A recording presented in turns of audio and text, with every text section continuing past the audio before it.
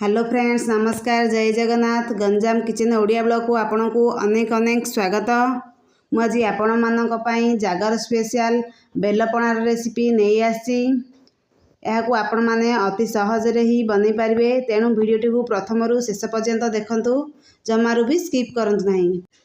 जदि आपण चैनल नुआ आछथि चैनल को सब्सक्राइब कर देबे आ पाख थिया बेल आइकन को प्रेस कर देबे, जहा द्वारा मोर सब वीडियो रो नोटिफिकेशन आपण मागरे पहुंच पारिबो। चलतु स्टार्ट करवा। यह बनवाई मु गोटे बड़ पाचिला बेल को नहीं, एकदम पाचिला ही अच्छी। आपण पाचिला बेल ने द्वारा आपणकर पणा भल बन। आउ मुझे किसी फ्रुट्स को आउ छेना को काट नहीं। आपन चाहिए आपण घरे जो फ्रुट्स थी आप नहीं पारे।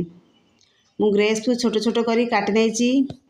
आउ एप्पल को यहीपरि भाव में छोट छोट कर काटी नहीं। आउ किसी किसमिश नहीं, आउ काजू नहीं, आउ कदली को चोपा छड़े छोट छोट कर काटी नहीं। आपड़ चाहिए चकटिकी कदली की नहीं पारे। आ मु छेना को गोटे गिना नहीं। छेना देवा द्वारा यही पणार टेस्ट भल आसो। आ मु आवश्यक अनुसार चीनी नहीं। आउ 10 ରୁ 15टा गोलमरीच नहीं, जहाँ को मु गुंड करी पछरे देवी, जहाँद्वारा पणार टेस्ट भल आसो।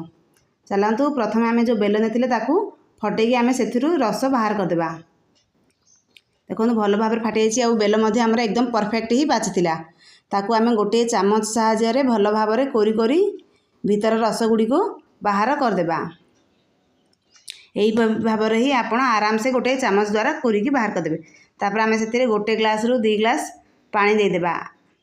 पानी देकी आम बेलर रस गुड़ी को आम भल भाव में चिपुटिकी से जो कता अंश थी आउ मंजी थी आम यहीपरि भाव में चकटिकी आम तार रस को रखिदेबा। आउ से कता गुड़ी को बाहर करदेबा।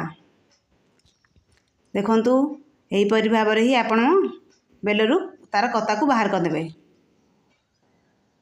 देखो मंजी अच्छी तेणु आम ताकू भल भाव में चिपुड़ी चिपुड़ी से बेलर कता गुड़ी को बाहर करदेबा। यह आपण मैंने अति सहज रे ही बन पारे। पूजा संक्रांति किंबा आपण जागर रे यह बनातु आउ फैमिली मान सहित यार मजा उठातु।